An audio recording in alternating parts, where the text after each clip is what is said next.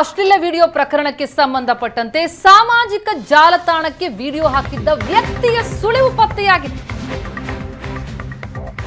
ಸಾಮಾಜಿಕ ಜಾಲತಾಣಕ್ಕೆ ವಿಡಿಯೋ ಹಾಕಿದ್ದು ಯಾರು ಎನ್ನುವ ಸುಳಿವು ಪತ್ತೆಯಾಗಿದ್ದು, ಮೊದಲು ವಾಟ್ಸ್ಆಪ್ಗೆ ವಿಡಿಯೋ ಹಾಕಿದ್ದು ಕಾರ್ತಿಕ್. ಪ್ರಜ್ವಲ್ ಮಾಜಿ ಕಾರು ಚಾಲಕ ಕಾರ್ತಿಕ್ಗೆ ವಾಟ್ಸ್ಆಪ್ಗೆ ವಿಡಿಯೋ ಹಾಕಿದ್ದ. ಪ್ರಜ್ವಲ್ ಮಾಜಿ ಕಾರು ಚಾಲಕ ಕಾರ್ತಿಕ್ನಿಂದಲೇ ಹಾಗಿದ್ರೆ ವಿಡಿಯೋ ವೈರಲ್ ಆಯ್ತಾ? ವಾಟ್ಸ್ಆಪ್ನಲ್ಲಿ ಅಶ್ಲೀಲ ವಿಡಿಯೋ ಕಳುಹಿಸಿದ್ದು ಪ್ರಜ್ವಲ್ ಮಾಜಿ ಕಾರು ಚಾಲಕನಾಗಿದ್ದ ಕಾರ್ತಿಕ್. ಕಾರ್ತಿಕ್ ಮೆಸೇಜ್ ಮಾಡಿದ್ದು ಎನ್ನಲಾದ ಸ್ಕ್ರೀನ್ ಶಾಟ್ ವೈರಲ್ ಆಗ್ತಾ ಇದೆ.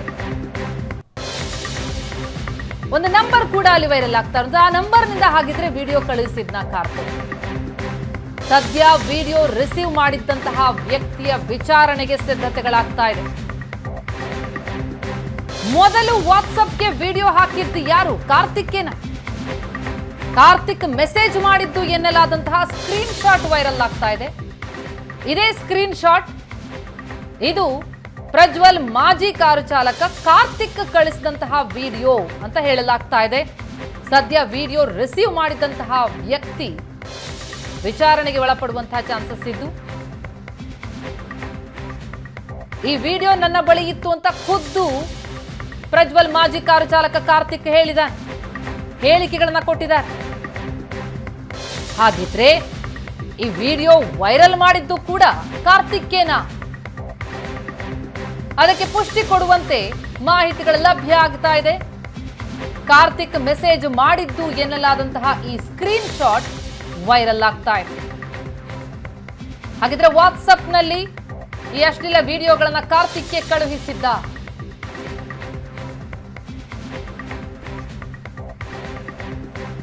ಈ ಬಗ್ಗೆ ಇನ್ನಷ್ಟು ಡೀಟೇಲ್ಸ್ ಕೊಡ್ತಾರೆ ನಮ್ಮ ಪ್ರತಿನಿಧಿ ರಮೇಶ್. ಈಗ ಸಂಪರ್ಕದಲ್ಲಿದ್ದಾರೆ. ರಮೇಶ್, ಪ್ರಜ್ವಲ್ ರೇವಣ್ಣ ಅಶ್ಲೀಲ ವಿಡಿಯೋ ಪ್ರಕರಣಕ್ಕೆ ಸಂಬಂಧಪಟ್ಟಂತೆ ಈ ವಿಡಿಯೋವನ್ನ ವೈರಲ್ ಮಾಡಿದ್ ಯಾರು ಅನ್ನೋದು ಬಹಳ ಪ್ರಮುಖ ಪ್ರಶ್ನೆಯಾಗಿತ್ತು. ಈ ಒಂದು ಪೆನ್ ಡ್ರೈವ್ ಅನ್ನ ನನ್ನ ಬಳಿ ಇತ್ತು, ನಾನು ಅದನ್ನ ನೇರಾಜೇಗೌಡರಿಗೆ ಕೊಟ್ಟಿದ್ದೇನು ಅಂತ ಮಾತನ್ನ ಈ ಖುದ್ದು ಕಾರ್ತಿಕ್ ಹೇಳಿದ. ಈಗ ನೋಡ್ತಾ ಹೋದ್ರೆ ವೈರಲ್ ಮಾಡಿದ್ದು ಕೂಡ ಕಾರ್ತಿಕ್ಕೇನಾ? ಈ ಸಿಗ್ತಾ ಇರುವಂತಹ ಈ ವೈರಲ್ ಸ್ಕ್ರೀನ್ ಶಾಟ್ ಏನಿದೆ, ಇದು ಏನ್ ಕತೆ ಹೇಳ್ತಾ ಇದೆ? ಯಾವ್ದು ರೀತಿಯ ಸಾಕ್ಷಿ ಆಗುತ್ತೆ ಇದು? ಪ್ರತಿಮಾ, ಏನು ಪ್ರಜ್ವಲ್ ರೇವಣ್ಣ ಅವ್ರದ್ದು ಎನ್ನಲಾದಂಥ ರಾಸಲೀಲೆಯ ವಿಡಿಯೋಗಳೇನು ವೈರಲ್ ಆಗಿದೆ. ಈ ವೈರಲ್ ಆದಂಥ ವಿಡಿಯೋಗಳು ಇದೆ ಅನ್ನುವಂಥ ಒಂದಷ್ಟು ಗುಸುಗುಸುಗಳು ಕಳೆದ 1-2 ವರ್ಷಗಳಿಂದ ಹಾಸನ ಮತ್ತು ಬೆಂಗಳೂರಿನ ಹಲವರ ಬಾಯಲ್ಲಿ ಕೇಳಿ ಬರ್ತಾ ಇತ್ತು. ಆದರೆ ಆ ವಿಡಿಯೋಗಳು ವೈರಲ್ ಆಗಿಲ್ಲ. ಎಲ್ಲೋ ಒಬ್ಬರಿಬ್ಬರ ಬಳಿ ಮಾತ್ರ ಆ ವಿಡಿಯೋಗಳಿದ್ವು. ಆದರೆ ಇದೀಗ ವೈರಲ್ ಆಯಿತು. ಎಲೆಕ್ಷನ್ ಸಂದರ್ಭದಲ್ಲಿ ಕೂಡ ವೈರಲ್ ಆಗಿದ್ದರಿಂದ ವೈರಲ್ ಮಾಡಿದವರು ಯಾರು, ಯಾವ ಕಾರಣಕ್ಕಾಗಿ ವೈರಲನ್ನು ಮಾಡಲಾಯಿತು ಅನ್ನುವಂಥದ್ದು. ಯಾವಾಗ ವೈರಲ್ ಆದ ನಂತರ ರಾಜ್ಯ ಸರ್ಕಾರ ಒಂದು SIT ರಚನೆ ಮಾಡಿ ತನಿಖೆಯನ್ನು ಮಾಡಲಿಕ್ಕೆ ಮುಂದಾಗಿರುವಂಥದ್ದು. ತನಿಖಾ ಮಾಡೋ ಸಂದರ್ಭದಲ್ಲಿ ಇದನ್ನ ಯಾರು ಮೊದಲು ವೈರಲ್ ಮಾಡಿದ್ರು, ಇದ್ರೆ ಯಾರ ಬಳಿ ಇತ್ತು ಅನ್ನುವಂಥ ಒಂದಷ್ಟು ಮೂಲವನ್ನು ಕೆದಕುವಂಥ ಕೆಲಸಗಳನ್ನು ಮಾಡ್ತಾ ಇದೆ. ಈ ಸಂದರ್ಭದಲ್ಲಿ ಕಾರ್ತಿಕ್ ಒಂದು ವಿಡಿಯೋವನ್ನು ಬಿಡುಗಡೆ ಮಾಡೋ ಮೂಲಕ ನಾನು ವಿಡಿಯೋವನ್ನು ದೇವರಾಜೇಗೌಡರಿಗೆ ಕೊಟ್ಟಿದ್ದೆ, ಅಲ್ಲಿಂದ ಲೀಕ್ ಆಗಿದೆ ಅನ್ನುವಂಥದ್ದನ್ನ ಕಾರ್ತಿಕ್ ಕೇಳಿದರೆ, ಆದರೆ ದೇವರಾಜೇಗೌಡರು ಇಲ್ಲ, ಅದು ಕಾರ್ತಿಕೇ ಕಾಂಗ್ರೆಸ್ನ ಕೆಲವು ಮುಖಂಡರ ಜೊತೆ ಕೈ ಜೋಡಿಸಿ ಆ ಮೂಲಕ ವೈರಲನ್ನು ಮಾಡಿದ್ರು ಅನ್ನುವಂಥದ್ದು. ಈಗ ಸದ್ಯಕ್ಕೆ ಒಂದು ಸ್ಕ್ರೀನ್ ಶಾಟ್ ಏನೋ ಎಸ್ ಫಡ್ನವೀಸ್ಗೆ ಲಭ್ಯ ಆಗಿರ್ತದೆ. ಆ ಒಂದು ಸ್ಕ್ರೀನ್ ಶಾಟ್ ಹೇಳ್ತಾ ಇರುವಂಥದ್ದು ಏನಂದರೆ, ಇಲ್ಲೊಂದು ಕಡೆ ಒಂದು ನಂಬರ್ ಏನಿದೆ, ಆ ನಂಬರ್ನ ಚೆಕ್ ಮಾಡ್ತಾ ಹೋದರೆ ಅದು ಇಂಚಾ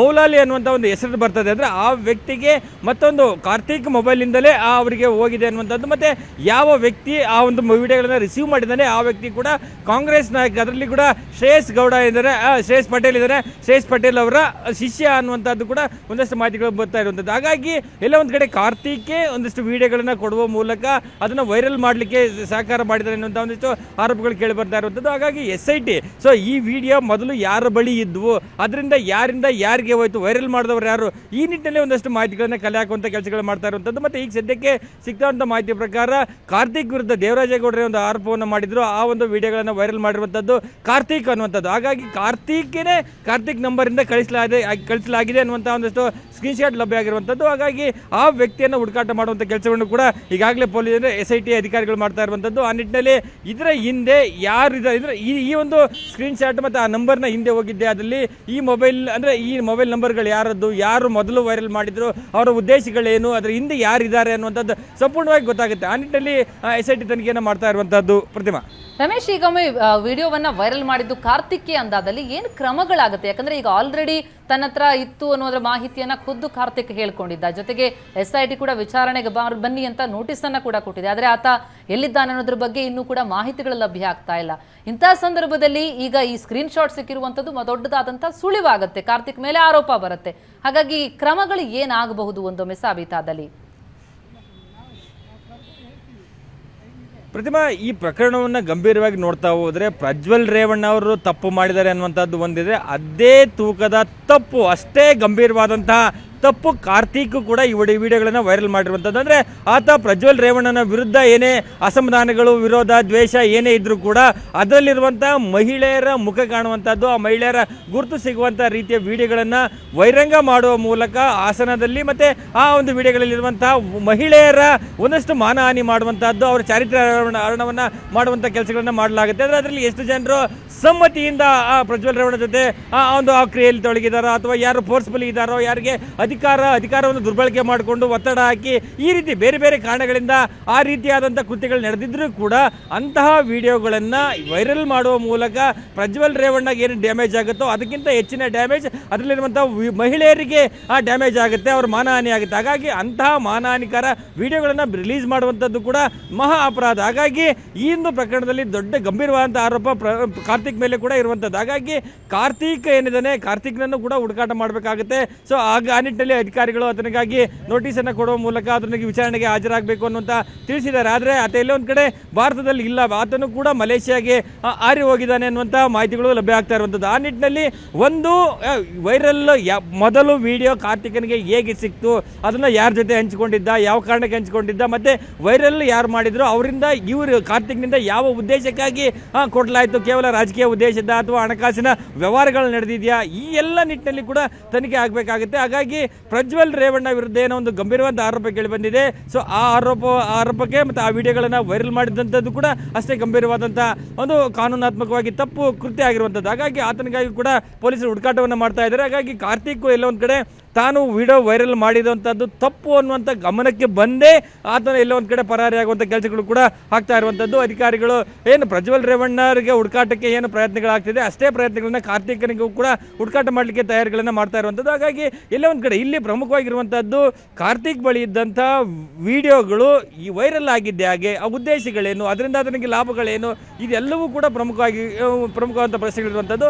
ಆ ಎಲ್ಲ ಪ್ರಶ್ನೆಗಳಿಗೂ ಉತ್ತರವನ್ನು ಹುಡುಕಾಟುವಂಥ ಕೆಲಸವನ್ನು SIT ಅಧಿಕಾರಿಗಳು ಮಾಡ್ತಾ ಇದ್ದಾರೆ. ಮತ್ತು ಈ ಮಧ್ಯೆ ಅದರಲ್ಲಿ ಸಂತ್ರಸ್ತೆಯರು ಅನ್ನುವಂಥದ್ದು ಯಾರು ಗುರುತಿಸಲಾಗಿದೆ ಅಂಥವ್ರನ್ನ ಸಂಪರ್ಕ ಮಾಡಿ ಅವರಿಂದ ಹೇಳಿಕೆಯನ್ನು ಪಡ್ಕೊಳ್ಳುವಂಥ ಕೆಲಸಗಳಾಗಿದೆ. ಆದರೆ ಬಹುತೇಕ ಮಹಿಳೆಯರು ತಮ್ಮ ಪಾಡಿಗೆ ಬಿಟ್ಟು ಬಿಡಿ, ನಮ್ಮನ್ನು ಯಾಕೆ ಇದರಲ್ಲೇ ಹೇಳಿದ್ದೀರಿ, ನಮಗೆ ಕುಟುಂಬಗಳಿದೆ, ನಾವು ನಿಮ್ಮನ್ನೇ SIT ಅಧಿಕಾರಿಗಳೇನಾದರೂ ಆ ಮಹಿಳೆಯರನ್ನ ಮಾತಾಡಿಸಿದ್ದೆ ಅದರಲ್ಲಿ ಮಹಿಳೆಯರು ಕೂಡ ತಮ್ಮ ಜೀವ ಹಾನಿ ಮಾಡ್ಕೊಳ್ಬೇಕಾಗುತ್ತೆ, ನಾವು ಸೂಸೈಡ್ ಮಾಡ್ಕೊಳ್ತೇವೆ, ನಮ್ಮ ಹತ್ರಕ್ಕೆ ಬರಬೇಡಿ ಅನ್ನುವಂಥ ನಿಟ್ಟಿನಲ್ಲಿ ಕೂಡ ಕೆಲ ಸಂತ್ರಸ್ತೆಯರು ಹೇಳ್ತಾ ಇದ್ದಾರೆ ಅಂತ ಮಾತುಗಳು ಲಭ್ಯ ಆಗ್ತಾ ಇರುವಂಥದ್ದು. ಹಾಗಾಗಿ ಎಲ್ಲ ಒಂದು ಕಡೆ ಸಾಕಷ್ಟು ಕುಟುಂಬದ ಅಂದರೆ ಮರ್ಯಾದೆ ಜೊತೆ ಈ ಒಂದು ಆಟ ಆಡಲಾಗ್ತಾ ಇರುವಂಥದ್ದು ಈ ವಿಡಿಯೋಗಳು. ಸೊ ಹಾಗಾಗಿ ಒಂದು ಕಾರ್ತಿಕ್ನೇ ಈ ಒಂದು ನಾವು ನಮ್ಮ ಬಳಿ ಇರುವಂಥ ಸ್ಕ್ರೀನ್ಶಾಟ್ ಏನು ಸಿಕ್ಕಿದೆ, ಸ್ಕ್ರೀನ್ಶಾಟ್ ಇರುವಂಥ ನಂಬರ್ ಇರುವಂಥ ವ್ಯಕ್ತಿಗೆ ಕಾರ್ತಿಕ್ನೇ ಕಳಿಸಿದೆ ಅನ್ನುವಂಥ ಮಾಹಿತಿಗಳು ಲಭ್ಯ ಆಗ್ತಿರುವಂಥದ್ದು. ಆ ನಿಟ್ಟಿನಲ್ಲಿ ಆ ಸ್ಕ್ರೀನ್ಶಾಟ್ ಇರುವಂಥ ನಂಬರ್ನ ವ್ಯಕ್ತಿಯನ್ನು ಹುಡುಕಾಟ ಮಾಡಿ ಆತನಿಂದ ಹೇಳಿಕೆಯನ್ನು ಪಡ್ಕೊಂಡಿದ್ದೆ. ಅದರಲ್ಲಿ ಇನ್ನೊಂದಷ್ಟು ಕ್ಲಾರಿಟಿ ಈ ಪ್ರಕರಣದಲ್ಲಿ ಸಿಗುತ್ತೆ ಅನ್ನುವಂಥದ್ದು SIT ಮೂಲಗಳು ಹೇಳ್ತಾ ಇರುವಂತಹದ್ದು. Pratima, thank you so much Ramesh ತಮ್ಮೆಲ್ಲ ಮಾಹಿತಿಗೆ.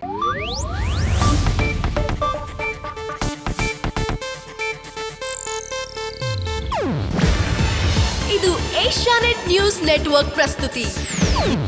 ನೀವು ನೋಡ್ತಿದ್ದೀರಾ ಏಷ್ಯಾನೆಟ್ ಸುವರ್ಣ ನ್ಯೂಸ್.